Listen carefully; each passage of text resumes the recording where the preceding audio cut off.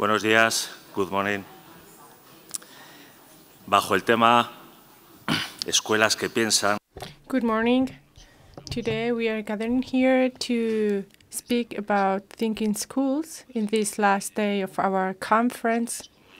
I'm sure you have enjoyed very much these days, have taken down many ideas.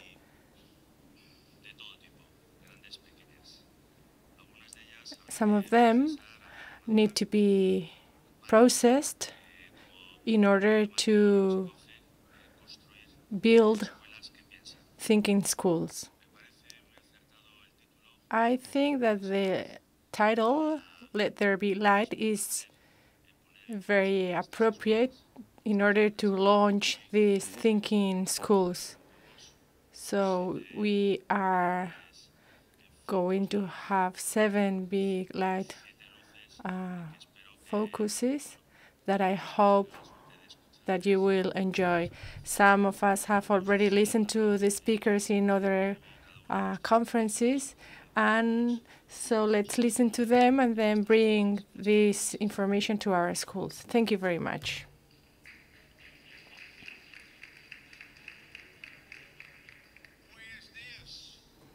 Good morning.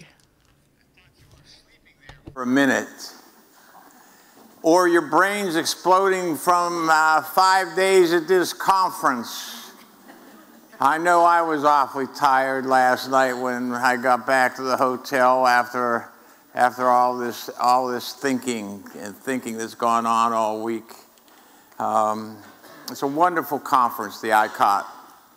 And I really, really appreciate Bilbao and organizations that brought this ICOT to Spain this year. My first experience with the ICOT was back in 1988, and as old as I am, I've done a lot of professional development conferences in my life, and this has always been the best one to fuel my personal learning journey over the years. So I try to get to as many of them as I can. But I also know what Friday the last day is like. Most of you aren't thinking of me and what I'm going to present. You're starting to think, how am I going to get home and what am I going to do this weekend? So with that being the attitude of everybody, we thought we were going to have a little fun with you this morning. And when I say that, it means I don't have a clue how this hour is going to go. So just get ready to smile, have fun, and see what happens. To support the fun, I have a group of supporters with me. If they would all stand up.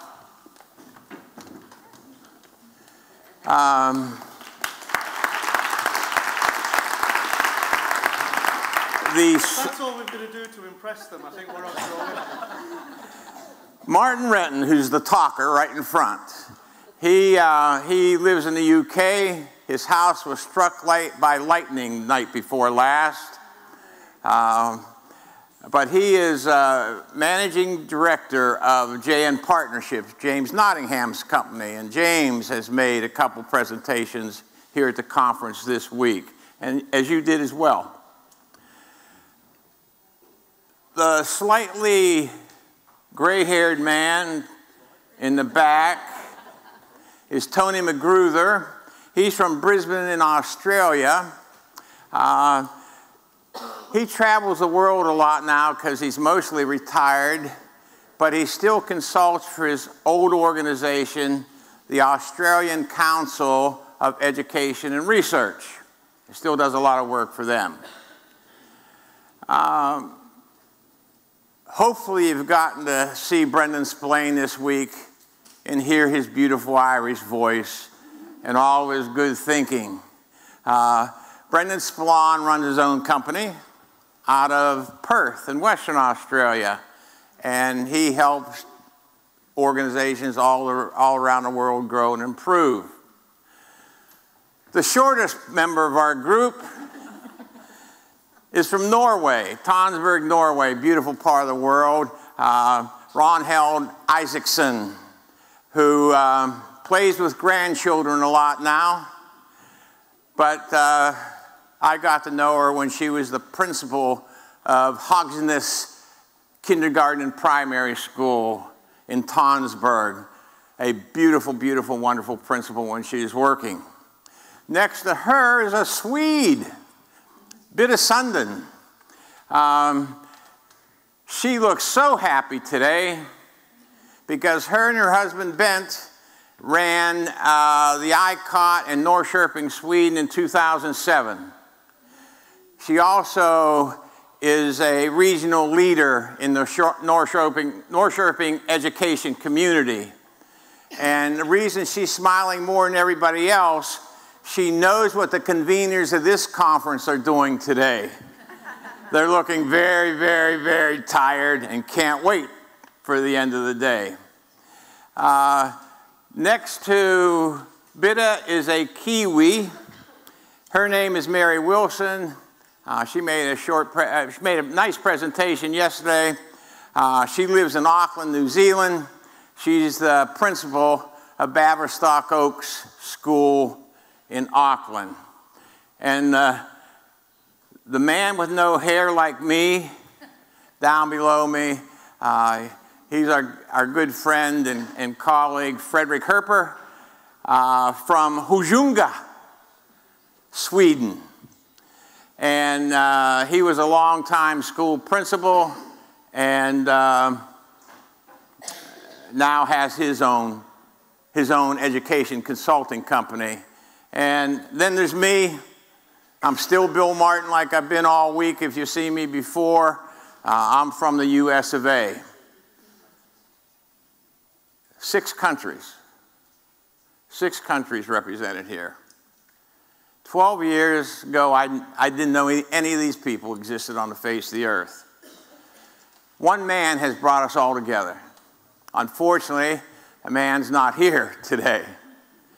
But he is an absolutely essential member of ICOT because he's on their standing committee along with David Perkins and everybody else. His name is Dr. John Edwards. He's an Australian. One of the most magnificent men I've ever met, and certainly has in our lifetime together, the last 15 years, changed me dramatically. I wouldn't be here if it weren't for John Edwards. And if it weren't for John Edwards, none of us would be connected.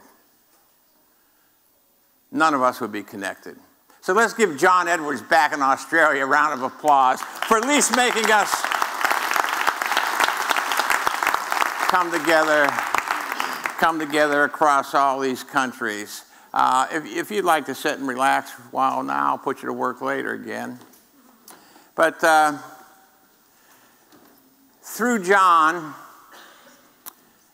what we discovered is that all of us have very similar set of mental models about life, about working with people, working with schools, businesses, and sports teams. Three very, very similar mental models.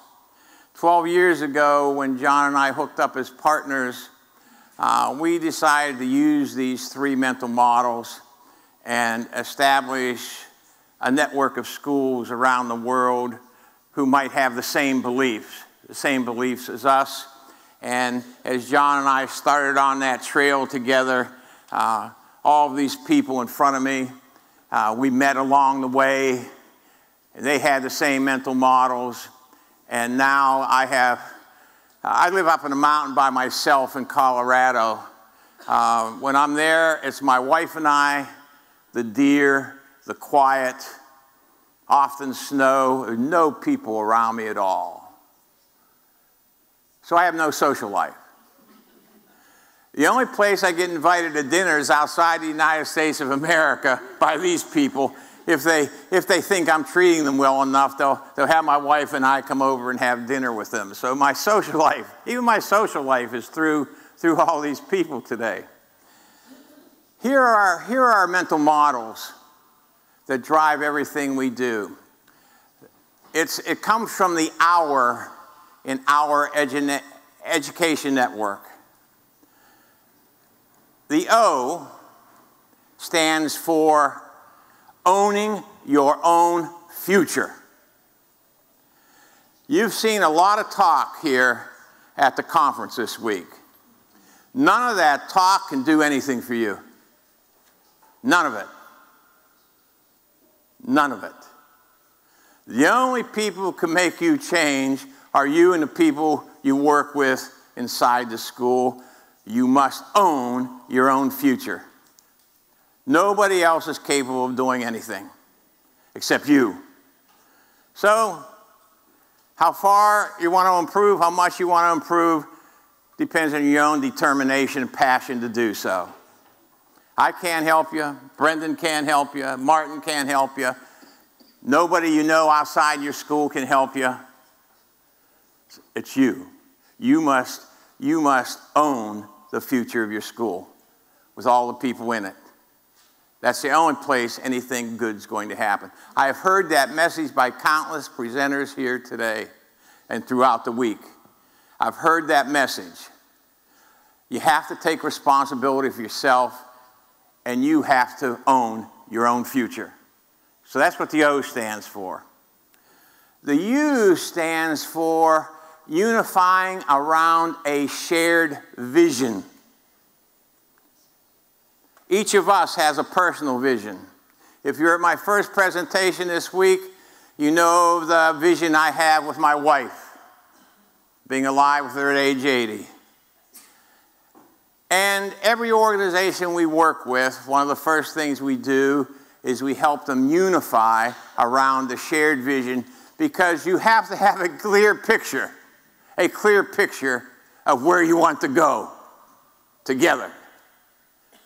So if you own your future and you unify around a shared vision, a clear picture of where you want to go, you start to create a force of massive power.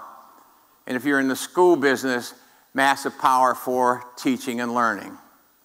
And the R is to help everyone realize their potential, whether it's a child, a staff member, the principal of the school, or a parent, to support everyone in realizing their personal potential. The group of us from a distance, we coach each other all the time about our visions and our future. We try to support each other the best we can in helping each of us realize our individual potential, while at the same time,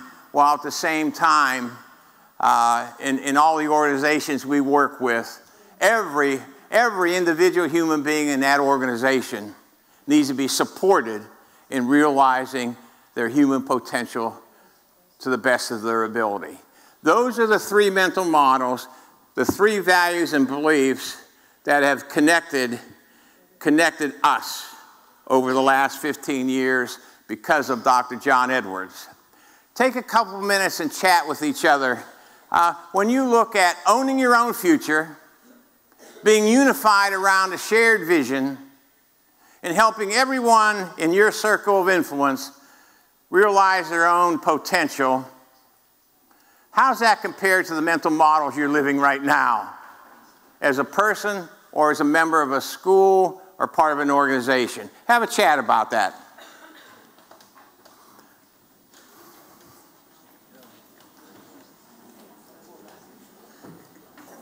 Thank you.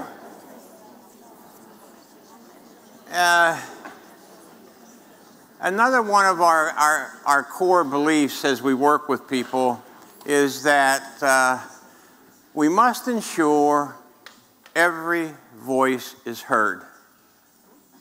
Every voice must be heard in the school in helping the school have the information it needs to form a shared vision or move in any direction that they would like to go in. Every voice must be heard.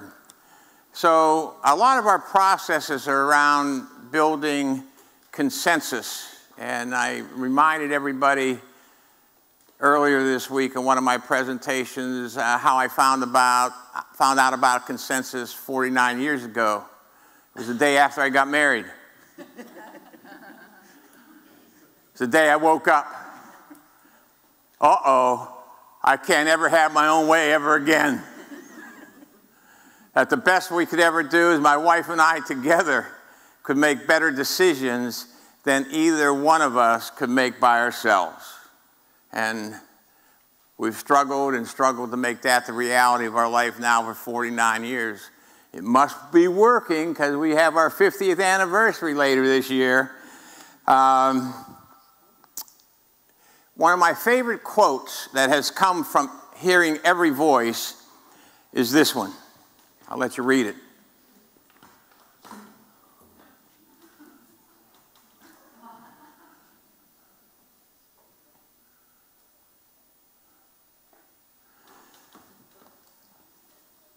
What a beautiful line.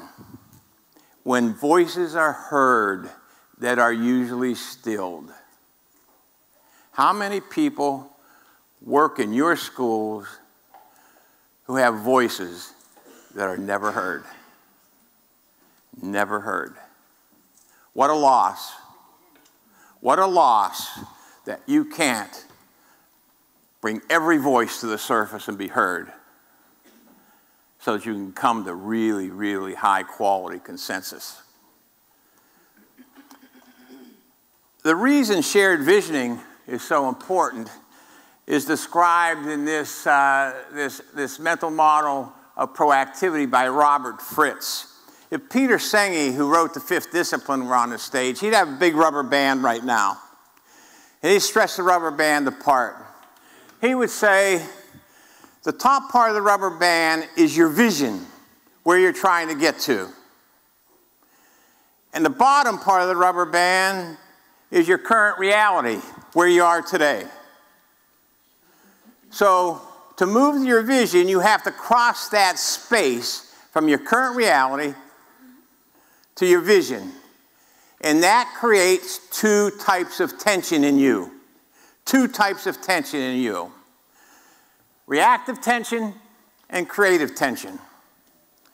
It's your choice as a school which tension you choose to pay attention to. If you say, we're going to sustain creative tension, and we're going to take action, strong action, to move toward our vision, you'll start to get closer and closer to that vision of yours. That's one choice. You can sustain creative tension. Or the second choice is you can choose reactive tension. Reactive tension is complaining about current reality and living in current reality all day long.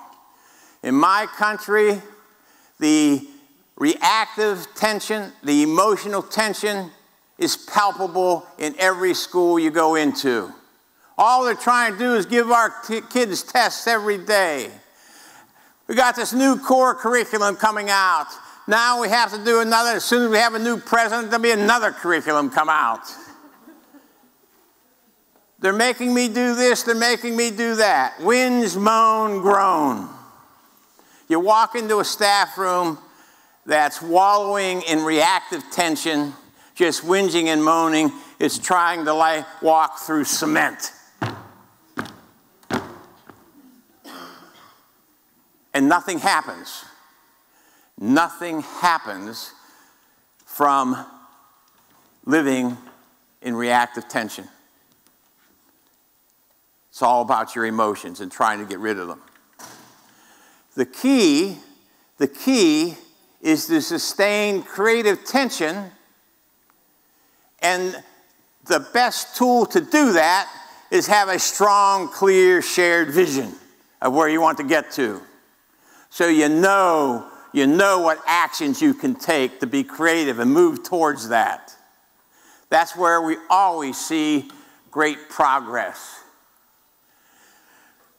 Talk for a couple minutes about your particular professional situation now.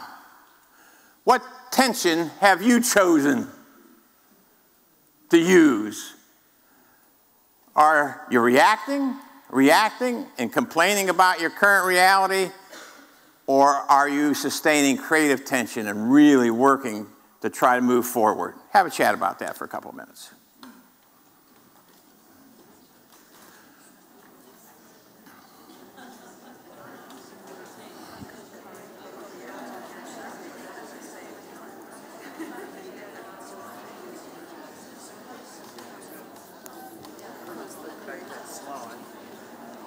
The first one?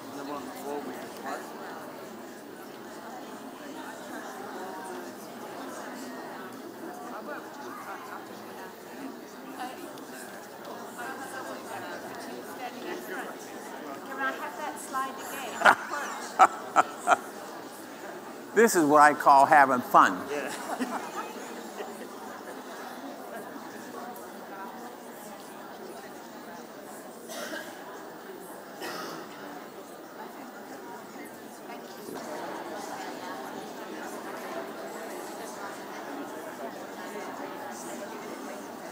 Thank you.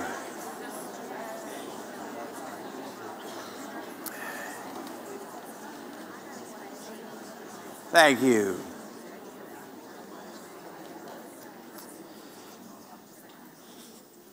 When I mentioned in the beginning we were going to have some fun, we thought that the fun we could have together today was introducing you to the two best consensus building tools we have ever seen. And we wanted you to have the feeling of practicing two great consensus building tools. And the reason I mentioned this was going to be fun is when I sent my abstract in for this presentation, I said it was going to be a workshop. And one of my, I guess I'd call it a pet peeve I have about conferences all over the world is how they define that word, workshop. So when they say, yes, your workshop has been accepted for presentation, I get to the conference venue and the first thing I want to see is the space that they call a workspace. This is not it. This is not it. This is a lecture room. A lecture room. A room to tell you things like I'm doing right now. It's not a place to work. So as soon as I saw how many people came in today, I said, our script just went out the window. We can't do what we wanted to do, and that's fun for me. That's fun for me. I'd like to just figure out things on a run and do something different. So we've done that. In a moment, I'm going to call my group up, and instead of you doing it, we're going to model it for you. And we hope you can learn these consensus building tools through the modeling that we're going to do. Before they start, there's one rule about consensus building. Consensus building, in the way we're going to use it today, is to generate ideas. We're going to use consensus tools to generate ideas. Anytime you're in a group with a group of people where you're generating ideas, there's one kind of talk that should not be allowed: discussion. In Latin, the root word for discussion is discutare. It means to smash to bits. Now, I know none of you have been in the discussions I've been my whole life. That's the rule of language in the United States of America. Discuss, discuss, discuss, discuss. I know none of you have had to sit in those and felt like ideas were being smashed all over the place. But that's how I live my life. You see, in discussion, power in politics wins. If I'm more powerful than you, I get my way. If I'm more politically astute than you, I get my way. Louder, stronger personalities win out over quieter, softer personalities. Discussion kills ideas. You never want to use discussion when you're generating ideas. So in this consensus building process, one rule you'll see being followed by everyone: no discussion. Because that's what allows every voice to be heard. Chat among yourself for a couple of minutes while we get set up.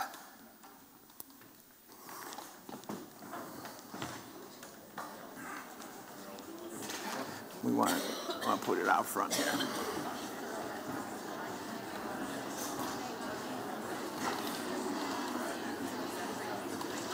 And put it over here, and then you guys can kind of... This is the question you want. I'm going to put it up, yeah. They'll see it, but that's the question I want you to put up. Yep.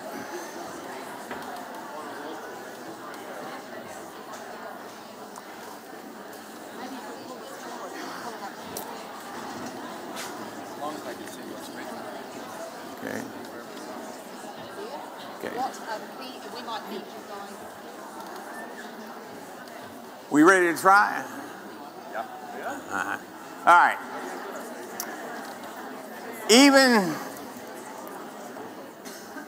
Even the way we're set up now is quite funny, because what they ought to be doing is sitting around a round table, looking at the chart paper and the scribe. But even here, it's hard for us to do that, so we do the best we can. There's a question we want to generate ideas about.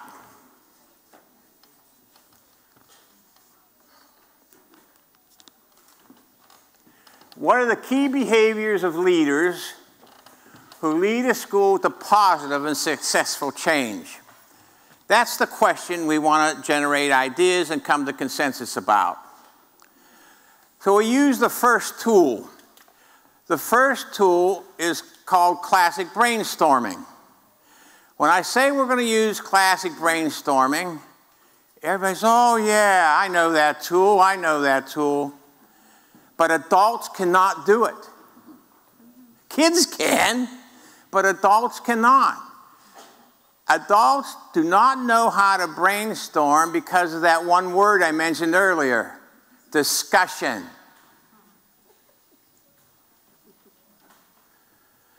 So classic brainstorming, in high quality sense, is done with no discussion. So what you're going to see me do in a moment is go around our group and collect an idea from each one. And Mary is our scribe. She's going to write it up just as it came out of their mouths.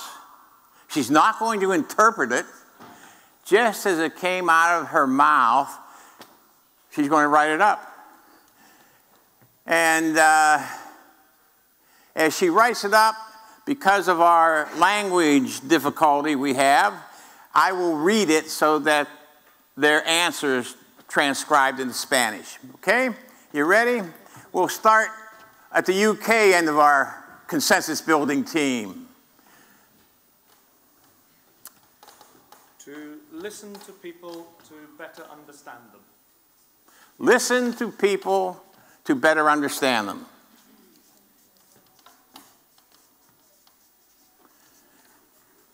Perfect, no discussion going on.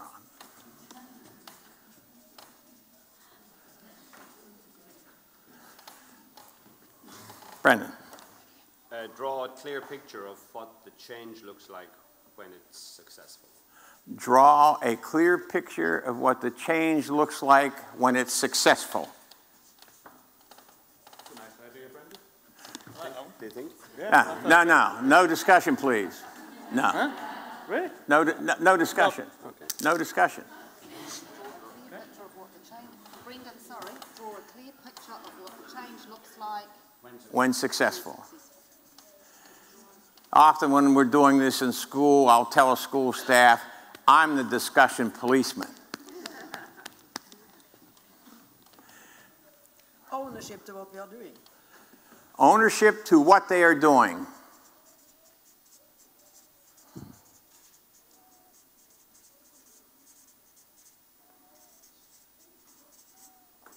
Bitte. They focus on the changing work. They can keep focus on the vision and the thinking. Keep focus on the vision. Keep focus on the vision.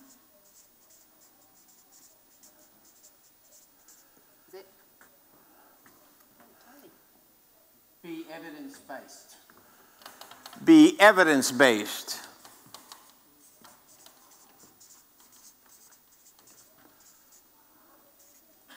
Frederick? I would say stay cool during the process.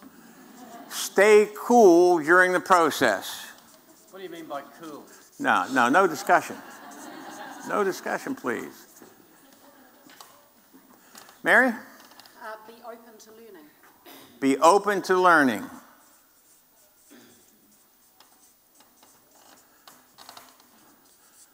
Take that page off. Let Frederick hold it up. Martin? If you say you're going to do something, do it. If you say you're going to do something, do it.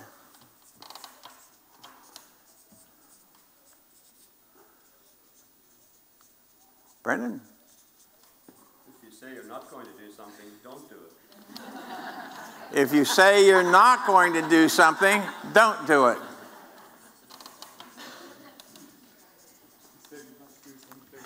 No discussion. Sorry. I'm in trouble at this end, I'm going.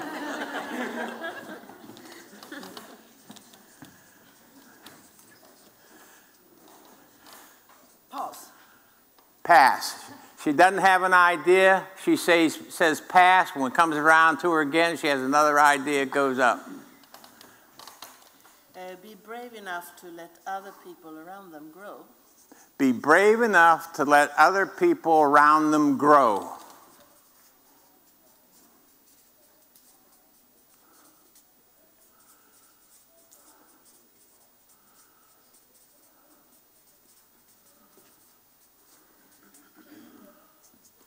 Knowledgeable.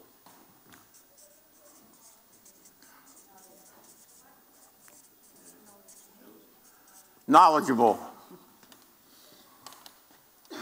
Don't forget to celebrate the positive changes. Don't forget to celebrate the positive changes.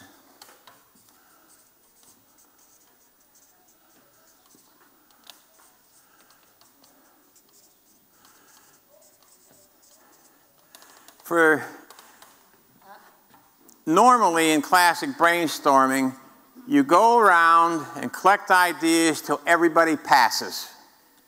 We don't have time to do that today because I know how many ideas these people have in their heads. I want to show you the other tool. So, I have to add one more. Sorry. yeah, well, I'm going to give everybody a chance to add one more if they want to, and then that's going to be it. But they got two and I got one. Well, no, all right, you need to put your last idea up. Know your people. Know your people. So now, does anyone want to put a final idea up?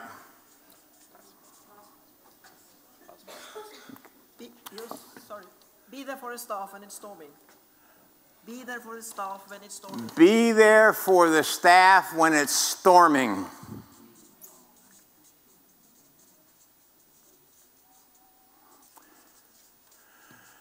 So now we have a list of ideas. They try to discuss. You can't let them do that. Because as soon as they start discussing an idea, they start to tear it down and make it something than what the person said. In generating ideas, you don't want to use discussion. So now, is there a way we can... If Frederick holds that one up there. Okay. He's gonna I won't hold it. Go on. Well, we need the idea. We need. This is fun, Fred. We need the ideas to match up. Thank you, Frederick. That's good. They don't need to see you anyhow. So we have this list of ideas. Whoever is facilitating what we call an inquiry probes group, that's the inquiry probe. What are the key behaviors of leadership? And then I've been the facilitator of the group collecting the ideas. So now what I do is I ask the group, are there any ideas on that list you don't understand? Yeah, I don't understand number 9, Bill. All right, Brendan does not understand number 9. Who put number 9 up?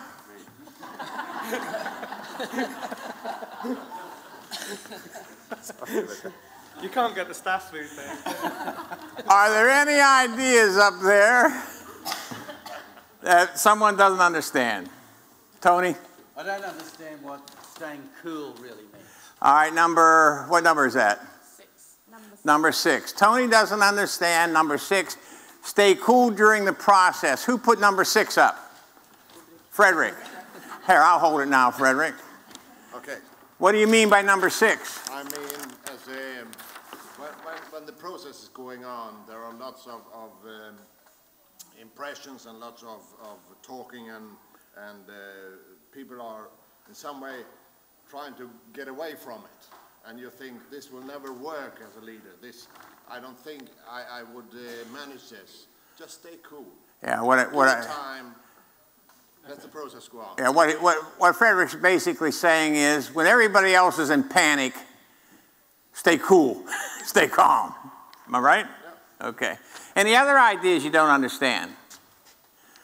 As soon as Frederick's done talking, it's over. He gets one chance to explain his idea. Nobody can say anything else. There can't be any discussion. After he explains his idea, it's over. That's it.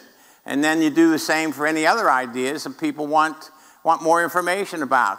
The author of the idea, one time, says what they want about making the idea clear. Since I'm not any clearer than when he started, that's it. I'm sorry, Frederick. Thank you for that. So the facilitator goes through a clarification process to make sure the ideas are understood. Then the next question the facilitator asks, are there any ideas up there that are exactly the same idea? I think 8 and 9 are the same idea, Bill. Okay. If you say you are going to do something, do it. If you say you are not going to do something, don't do it. Brendan thinks those are the same idea. Who put number 8 up? I did. Do you think number 8 and number 9 are the same idea? Yes, because... No, just yes. You think they're the same idea. I don't know how I got to play the stupid one in the group, but... Thank you. But it seems to fit, so... Yes. Okay, Brendan, do you think number 8 and 9 are the same idea? Yes. Yes. So they both said yes. Nobody else says anything. The two authors of the ideas say they're the same idea. So what we do is put a line through the higher number, the 9, and take the 9 and put it up next to the 8. For the rest of this consensus building process, those ideas go along as exactly the same idea. Are there any other ideas that look the same? Tony? 12 and 14. Tony thinks 12 and 14 are the same. Don't forget to celebrate the positive changes and be there for the staff when it is storming. Who put number 12 up? I did. Do you think it's the same? No. That's it. They stay separate.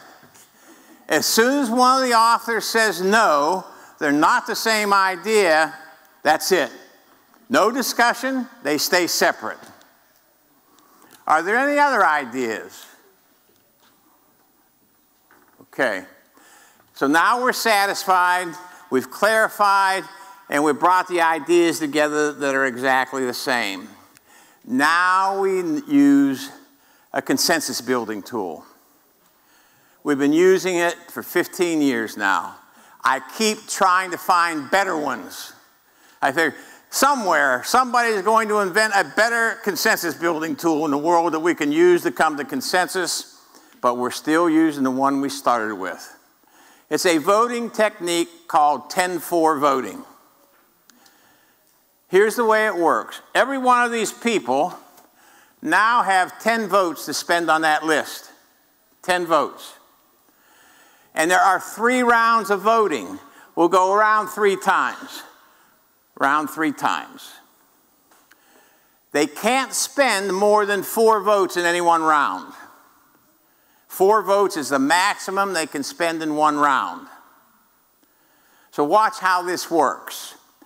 And what we're going to do is bring to the surface our best 2 ideas. Our best 2 ideas from that list.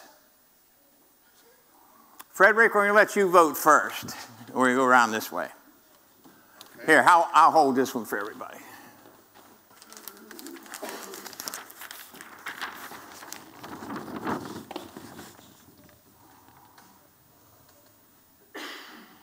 I put 1 vote on number 1.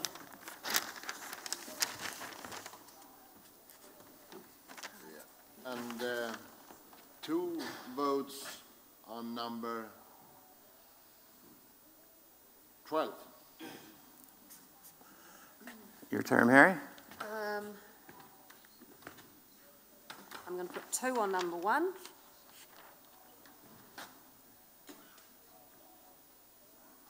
And 1 on number 7.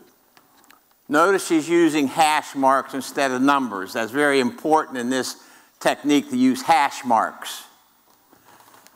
4 on 5. 4 on 5. 4 on number 5.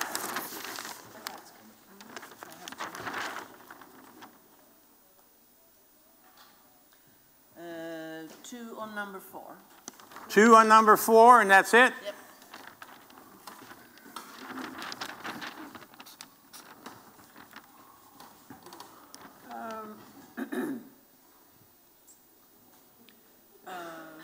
3 on number 3. 3 on number 3.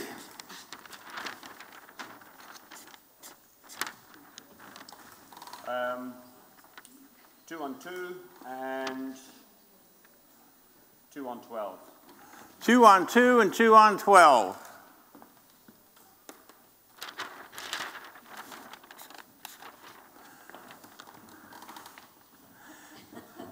I'd like 5 votes. No. No? Only 4, up to 4. I think we all knew that was coming. I'll go for 2 on 1 and 2 on 5. 2 on 1 and 2 on 5.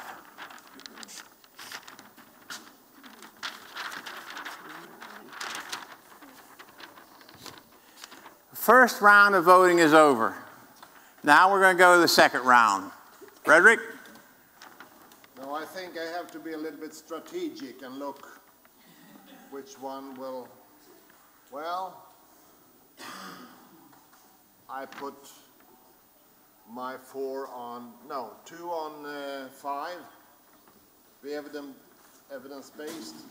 2 on 5. And 2 on number 12. 2 on 12. Thank you, Frederick. I like celebrating. Mary? No discussion, please.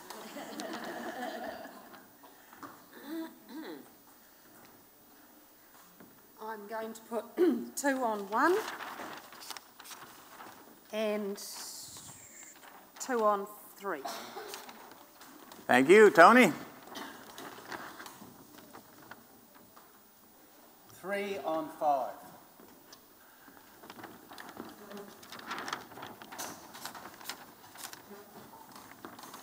Bitte? 2 on 1 and 2 on 5. 2 on 1 and 2 on 5.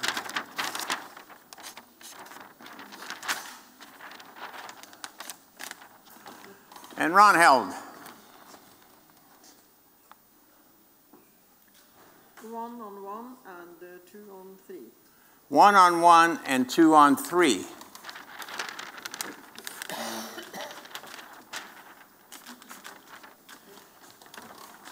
Brendan. 4 on 2. 4 on 2.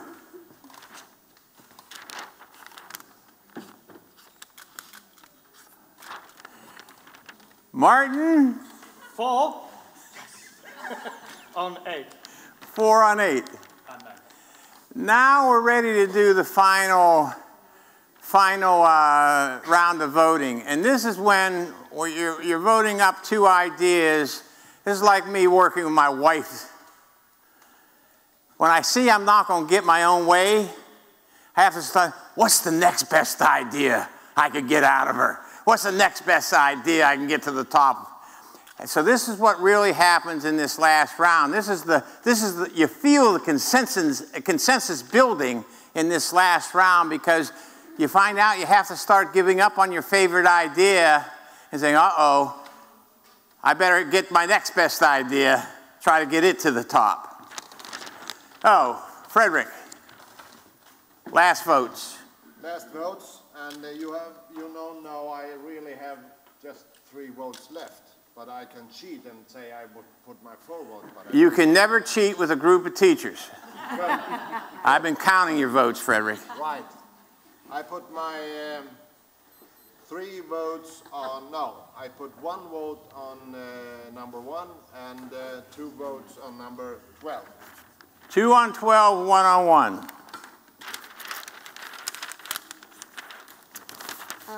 Mary. I'm going 4.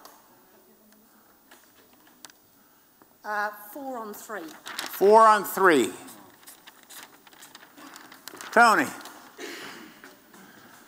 My favourite one's up. I'm going to put 3 on 1. 3 on 1.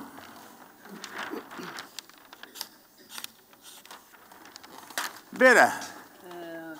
4 on 5. 4 on 5.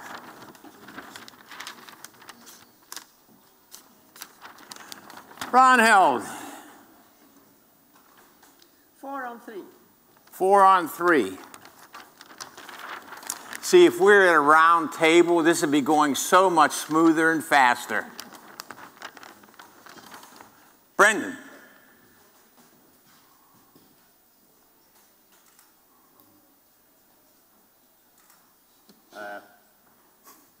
2 on 1.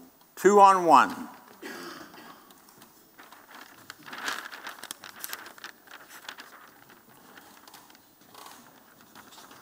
Two on 11. 2 on 11.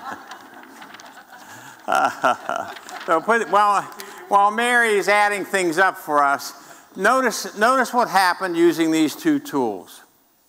It was open, it was fair, it was equitable, and every voice had a chance to be heard. Had a little trouble with some of these people wanted to discuss, but I kept pretty good control of them. Open, transparent, equitable, fair, ensures every voice is heard in the process to come to consensus. So in the end, Bill, just as Mary's adding them up, we've got a staff of 22. You've got a recorder, somebody recording how many votes Brendan does, how many votes Frederick does. How do you know they're not going to... It's interesting when you watch groups of people. Now, we break the staff down into groups of 6 or 7, just like we are. And there might be 100 staff members, so there's about 12 groups working.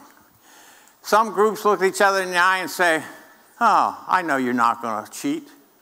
Some other groups sit down and say, we're going to have somebody keep track of everybody's votes.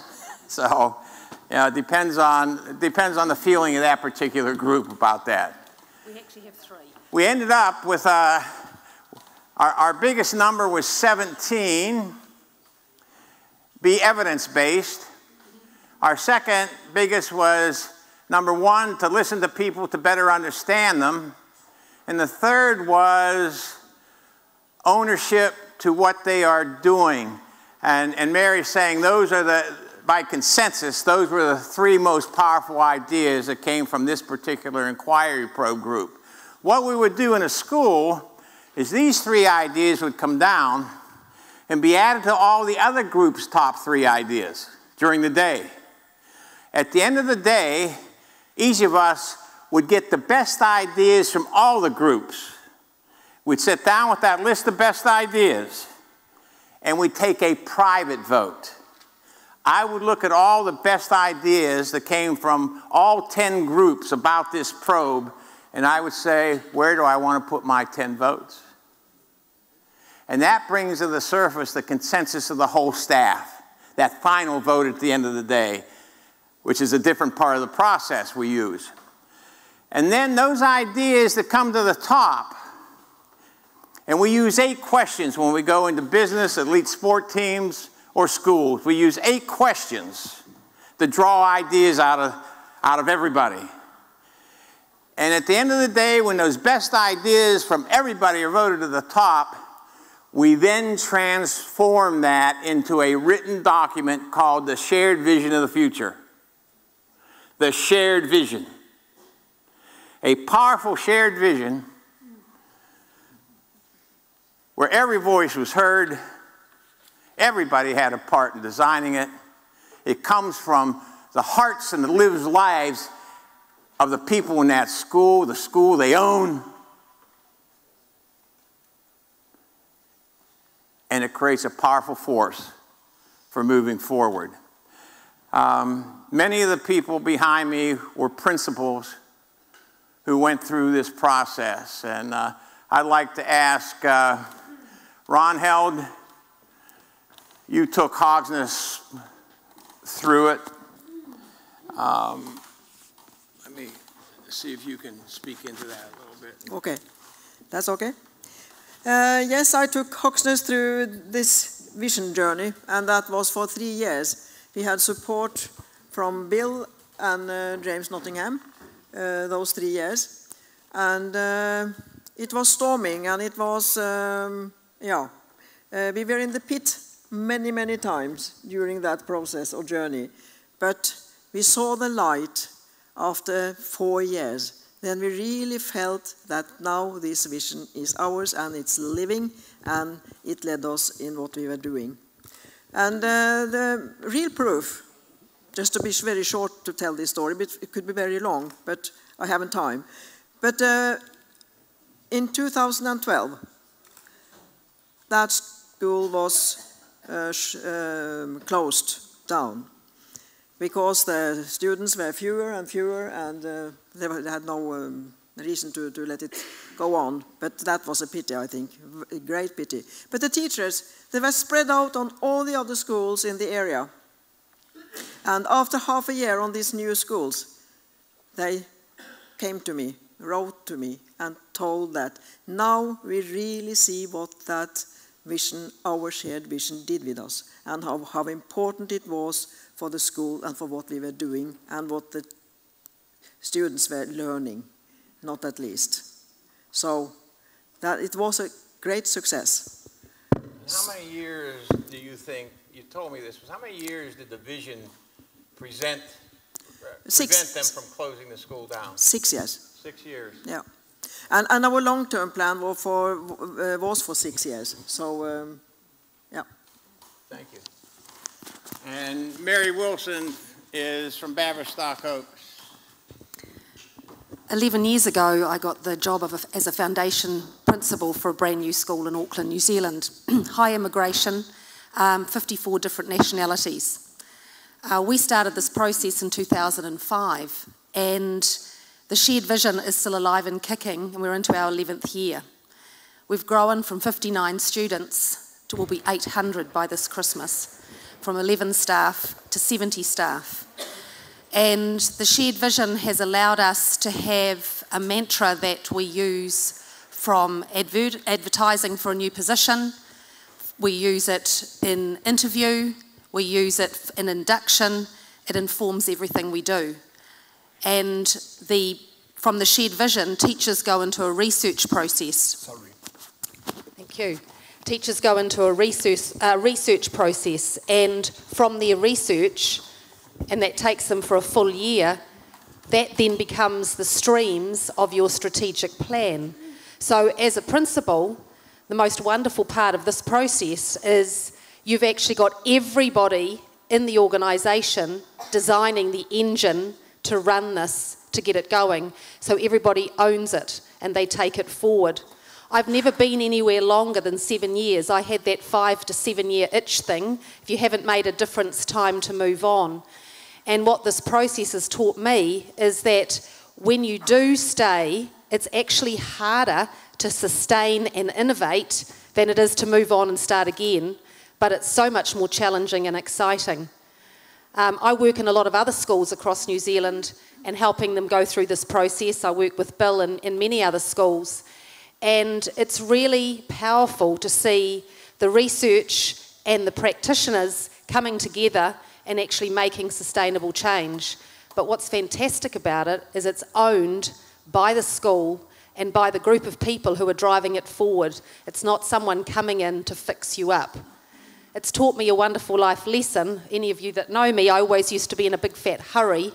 Slower is faster, and less is certainly more. Thank you, Mary. What we've described is one of hundreds of school improvement processes around the world. It's just one. It's just one of them. There are many, many brilliant school improvement processes that have withstood the test of time. If you are a school leader, the most important thing for you to do is make sure you find a school improvement process that works for you and your people and your context. Ours has a set of mental models that goes with it. Owning your own future, sharing responsibility around a shared vision, and helping people realize their potential. That works well if you have the same values and beliefs we all have up here.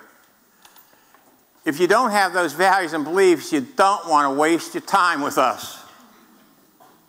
You don't want to do that because it would not be the right process for you. One thing I know we all hold of great value, love for the profession of teaching and the learning of children.